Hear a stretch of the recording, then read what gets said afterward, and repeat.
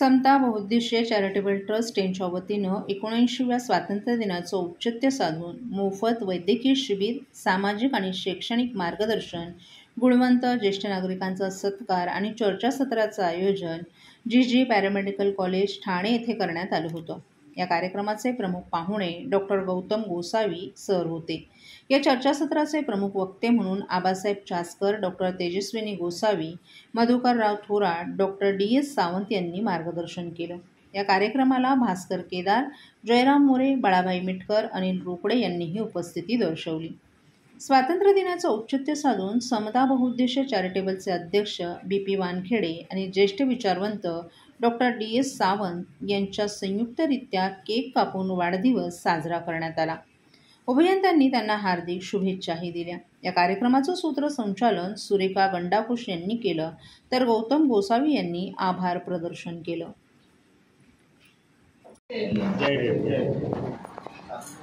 मला जो विषय दिला आहे आज, तर तो आहे हेल्थ. आता हेल्थ म्हटल्यानंतर जागतिक आरोग्य संघटनेने सांगितलं आहे की हेल्थ कशाला म्हणतात, म्हणजे फिजिकल म्हणजे शारीरिक, मानसिक आणि सोशल, ह्या तिन्ही गोष्टी ज्यांच्यामध्ये असतील ना, तर तो खरा हेल्थी आपण म्हणतो. आज आपण इथे सगळं जमलेलो आहोत. आपली कुठली हेल्थ चालू आहे? आपली ही आहे सोशल हेल्थ, म्हणजे आपण आहोत. पण शारीरिक हेल्थ किती लोकांची आहे? कोणाला? आता इथे सगळ्या सिनियर सिटीजन जास्तीत जास्त दिसतात, तर कोणाला नाही कोणाला कुठला तरी आजार असतो, चालतो.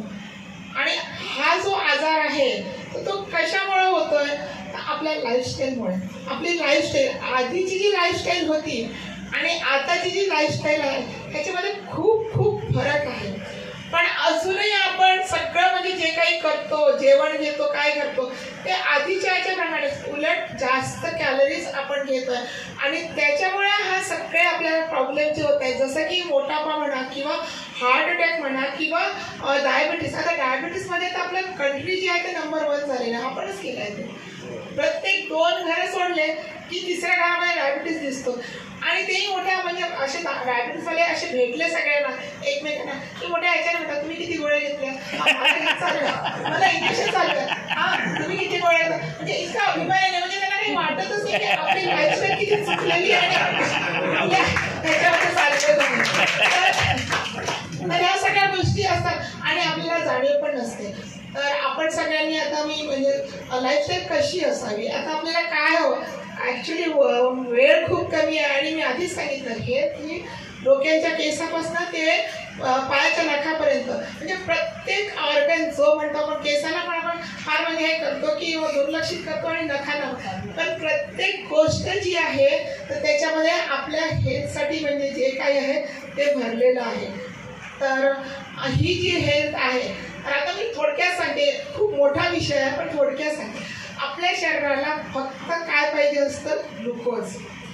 आणि आपलं खरं म्हणजे 7 पदार्थ पाहिजे असतात जेवणामध्ये. तर काय असतं? एक तर कर्बोदके असतात, म्हणजे आपण ज्याला म्हणतो ग्लुकोज. दुसरं असतं प्रथिने, प्रोटीन्स. तिसरं असतं फॅट. पण फॅट म्हणजे आपण हे जे तेल घेतो ना, रोज जे खातो, कुठलं तेल खाता तुम्ही सगळे? जे कुठलं आहे ते रिफाईंड ऑइल आहे, आपण जे खातो ते. आणि हे रिफाईंड ऑइल जे आहे ना, ह्याच्यामध्ये Omega-6 असतं, जे आपल्या शरीरासाठी आवश्यक नाही. आपल्या शरीराला आवश्यक जे आहे ते Omega-3 असतं आणि ते आपल्याला ह्याच्यामधनं मिळत नाही. उलट ह्या तेलामधलं काय मिळतं आपल्याला? आपल्या शरीरामध्ये वॅक्स तयार होतं. हे जे मेणबत्ती असतं ना, मेण आपण हे करतो, तर ते मेण आपल्या त्या शरीरामध्ये तयार होतं आणि हळूहळू ते सगळ्या आपल्या रक्तवाहिन्यांमध्ये साचत जातं. आणि मग ते एक दिवस काय होतं की त्या रक्तवाहिन्या सगळ्या म्हणजे ब्लॉक होतात. कितीही झालं तरी त्या ब्लॉक होणारच ना रक्तवाहिन्या. आणि मग आपल्याला सिम्पटम्स येतात. ते लगेच येत नाही. जेव्हा 80% आपल्या शरीरामध्ये ब्लॉकेज होतं त्यावेळेस आपल्याला थोडंसं दम वगैरे लागायला म्हणजे सुरुवात होते. आणि त्यावेळेस आपल्याला जेव्हा टेस्ट करतो तेव्हा कळतं की अरे बापरे, माझं एवढं ब्लॉकेज झालेलं आहे, एवढं ब्लॉकेज झालेलं आहे. तर हे जे हार्ट अटॅकचे सायन्स आहेत ते आपल्याला लगेच कळत नाही. तसंच डायबिटीस पण जो आहे, आता आपल्याला माहिती आहे नंबर 1 कंट्री आपणच केलेला आहे. तर त्या डायबिटीसची सुद्धा लक्षणं म्हणजे खूप हे असतात आणि तो पण खूप उशिरा आपल्याला कळतो. डायबिटीज जो आहे तो, शुगरची बिमारी जी आहे ना, शुगर आपण जे काही खातो ना त्या सगळ्या पदार्थाची शुगरच बनते. मला वाटतं मी भाजी खातो, मी चपाती खातो, मी बाकी काय काय खातो, त्या सगळ्या गोष्टींची आपल्या शरीरामध्ये गेल्यावर शुगरच बनते.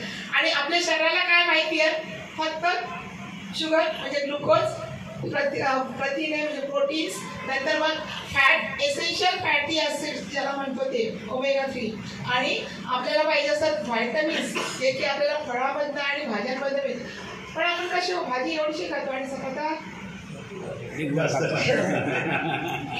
तर त्याच्यामधनं तुम्हाला म्हणजे पोषक आहार जो आहे तो आपल्याला आजच्या घडीला मिळत नाही आहे. त्याच्यासोबत आता आपल्याला पाणी पण किती घ्यायचं असतं. जसं 20 किलो आपलं वजन असेल ना त्याला 1 लिटर पाणी, मग त्या वजनाप्रमाणे आपल्याला पाणी घ्यायचं असतं, पण ते पण आपल्या शरीरामध्ये जात नाही. तसंच फायबर पण खूप महत्त्वाचं आहे. फायबर म्हणजे हे जे सगळे साधं आपण फेकून देतो, गाजराची म्हणा किंवा काही पण म्हणा, किंवा गाजर पण आपण जास्त खात नाही, गाजर काकड्या ह्याच्यात फायबर युक्त पदार्थ आहे, हे सुद्धा आपल्या शरीरामध्ये जात नाही. तर ते पण जाणं गरजेचं आहे, कारण की ते जर गेले नाही तर आपलं जे म्हणजे वेस्टेज आहे, आता आपण खातो आपल्या शरीराला फक्त एवढंच लागतं आणि आपण एवढं मोठं खातो, तर फक्त एवढंच ते आपलं हे करतात. काय सांगितलं मी, ग्लुकोज सिक्रेट करतात, नंतर प्रोटीनची फार गरज आहे, पण प्रोटीन्स आपल्या शरीरामध्ये जातच नाही आहे. प्रोटीन्स जे आहे ते आपल्या शरीरामध्ये जातच नाही आहे, कारण की हल्ली फार म्हणजे आपले 10 लोक असतील ना, 10 लोकांमध्ये 9 लोकांमध्ये प्रोटीनची डेफिशियन्सी आहे. कारण की जेवढ्या प्रमाणामध्ये पाहिजे 4 ग्राम पर kg एवढं आपल्याला प्रोटीन्स लागतं, पण ते आपल्या शरीरामध्ये जात नाही. त्याच्यामुळे आपण 10मध्ये 9 लोक प्रोटीन डेफिशियन्सी आहे आणि आपण सगळेच आजारी आहोत. कारण की आता काय करतो आपण, सगळ्या केमिकल युक्त. आधी तुम्ही सगळ्यांनी बघितलं गाथा वगैरे म्हटल्या की त्यांना त्यातला अनुभव नसतो, त्यामुळे यांच्या धर्माचं काहीतरी चालू आहे, बाहेर तरी जातात किंवा काहीतरी रेंगळतात किंवा आपलं असं काहीतरी करत असतात. त्या जरी आतमध्ये मजबुरीने आले म्हणजे त्यांच्यासाठी ती मजबुरीच असते की काय त्यांचं हे चालू असतं. परंतु भगवान बुद्ध, आता मी माझ्या सुरुवातीला त्यांचं नमन करताना मी क्रांतीदूत म्हणाले. बरेच मंडळी शांतीदूत म्हणतात. जगाला शांती दिली, शांती म्हणजे 10 पारमितापैकी एकच आहे. पारमिता आहेत ना ज्या 10, त्यामध्ये शांती हा एक पारमिता आहे. शांतीदूत म्हणून त्यांचा प्रचार आहे, म्हणजे ते क्रांतीदूत त्यांनी क्रांती केलेली आहे. हा विषय येतो या विषयामध्ये, हा टच आहे. त्यांनी क्रांती केलेली आहे. ही क्रांती काय, ती मानवाची क्रांती, मानवी मूल्यांची क्रांती, मानवाला उत्थान आणि अतिशय म्हणजे उजळ मातेने जगण्याचा जो काही संस्कार हे त्या भगवान बुद्धाने दिलेला आहे. त्यातल्या या गाथा आहेत. या प्रत्येक गाथेमध्ये काय म्हटलेलं आहे की इतर ज्या गाथा, इतर धर्मीयांच्या आपण कुठल्या प्रकारचं त्यांचं हे करत नाही, अवहेलना करायची नाहीये आणि कोणीच करू नये. परंतु भगवान बुद्धाचं जर सांगायचं ठरलं, त्या 5 सील आपल्या सर्वांना माहिती आहे की ते नेहमी सतत आपल्या घरातही बोलतात, प्रत्येक विधीत आणि आपल्या मृत्यूपासून जन्मापासून सगळ्या गोष्टी आपल्या गाथा असतात. पण आपण वारंवार ते बोलतो की बुद्धाने हे सांगितलं की वारंवार, ते विषयावर आपण म्हणतोच, वारंवारिता असेल तर ते माणसाच्या मनामध्ये फिट बसतं. तर गाथांचा थोडक्यामध्ये काहीला जर माहीत नसेल तर मी नक्कीच सांगू इच्छेन की जी पहिली गाथा आहे, प्राणी मात्रांच्या हत्येपासून मी दूर राहील. हे काय सर्व धर्मियांसाठी लागू आहे की नाही? सगळ्या धर्मियांसाठी लागू आहे, सगळ्या जातीसाठी लागू आहे. प्राणी मात्रांच्या हत्येपासून मी दूर राहील, तो विचार सुद्धा माझ्या डोक्यात येऊ देणार नाही. प्राणी म्हणजे मुंगीपासून जो जीव आहे त्या जीवाचं सुरक्षा बुद्धाने सांगितलेलं आहे.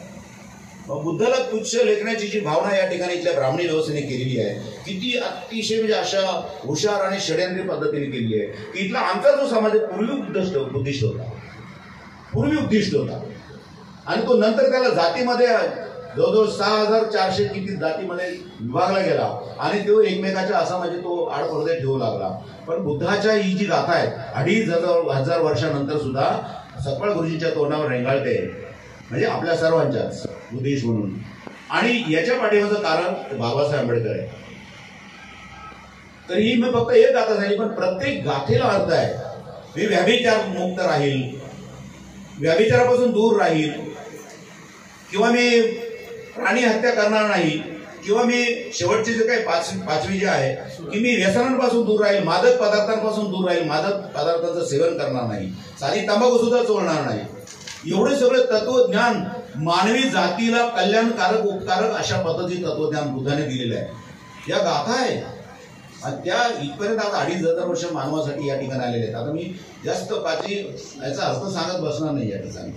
3 महिन्यापूर्वी म्हणजे 1 मेला आम्ही समाज जोड करण्याचा प्रयत्न चालू केला. आता 3 महिने झाले. साधारणतः 1100 परिवार मी एकत्र केले. 6000च्या संख्येत समाज आपला एकजूट केला आणि आज माझ्यासोबत जवळजवळ 10 लोक आलेले आहेत मी धरून. त्याच्यामध्ये सर्वच्या सर्व अधिकारी आणि कर्मचारी घेऊन आलो. म्हणजे शैक्षणिक जो मला दिला होता मुद्दा त्याच्या मुद्द्यानुसार माझ्यासोबत आता मला वाटतं सावंत साहेब आहेत नाही का सर. आपलं फोनवर बोलणं झालं. जय भीम.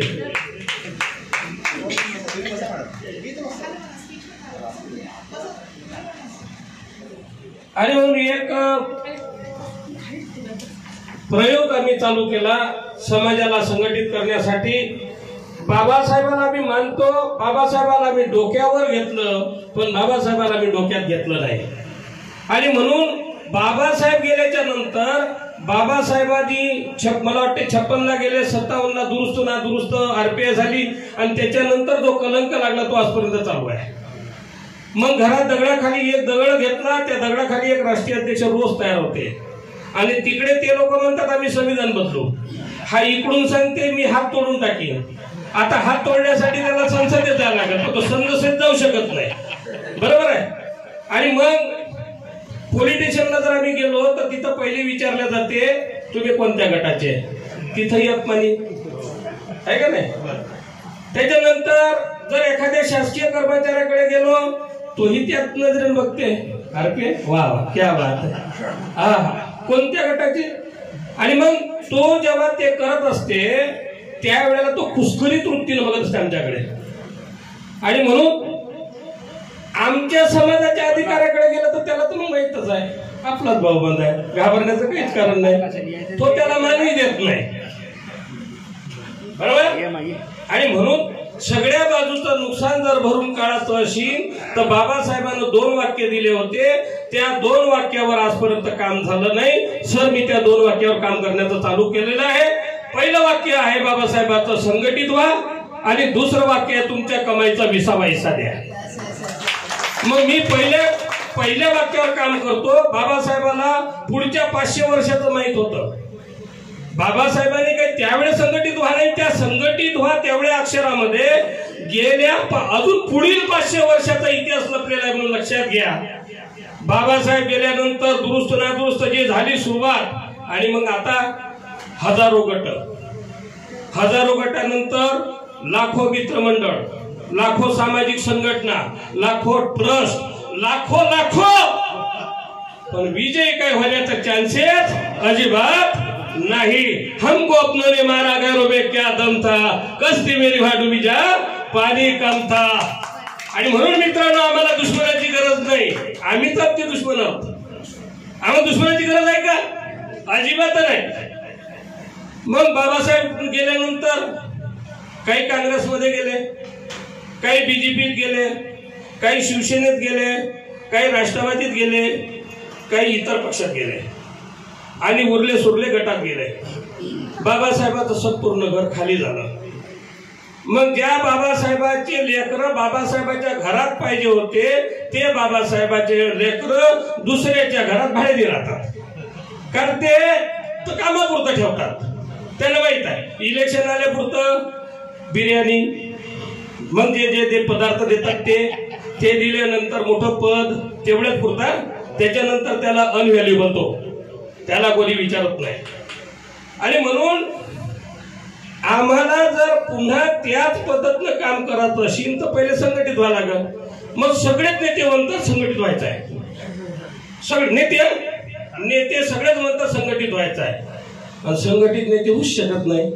कारण हे कुठेही जास्त येत नाही असं आबासाहेबांचं म्हणणं होतं.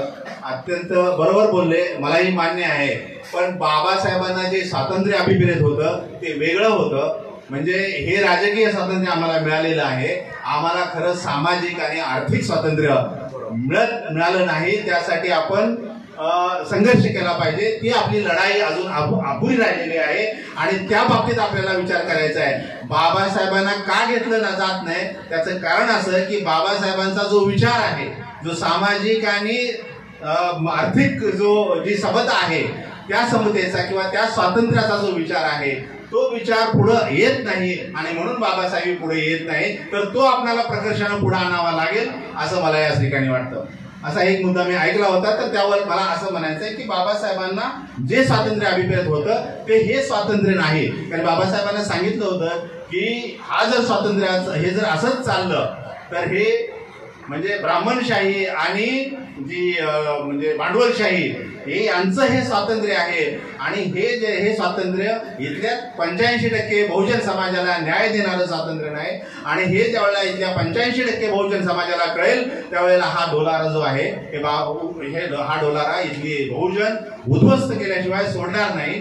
ही बाबासाहेबांची भूमिका होती आणि म्हणून या बाबतीत आपण जागृत राहिलं पाहिजे आणि तो डोलारा उद्ध्वस्त न होऊ देता तो सामाजिक आणि आर्थिक स्वातंत्र्याकडे वळला पाहिजे आणि त्या अनुषंगाने आपण काम केलं पाहिजे असं मला वाटतं. दुसरं, गोसावी मॅडम सर्वात प्रथम म्हणजे की या कार्यक्रमाचे अध्यक्ष गोसावी साहेब, या कार्यक्रमाला उपस्थित असणारे Abasaheb Taskar Saheb, Thorat Saheb, madam Gosavi madam, doctor Gosavi madam आणि आमचे वानखेडे सर आणि बंधू भगिनीनो, ही जी फॉर्मॅलिटी आहे ती राहूनच गेली. त्यामुळे थोडंसं तेही असणं गरजेचं आहे, नाहीतर मग लोकांना वाटतं की काय बोलले आणि काय लागलं. तर गोसावी मॅडम ज्या बोलल्या की म्हणजे हे जे घटक आहेत की म्हणजे जीवनाला म्हणजे आपण मानसिकदृष्ट्या म्हणजे शारीरिकदृष्ट्या आपण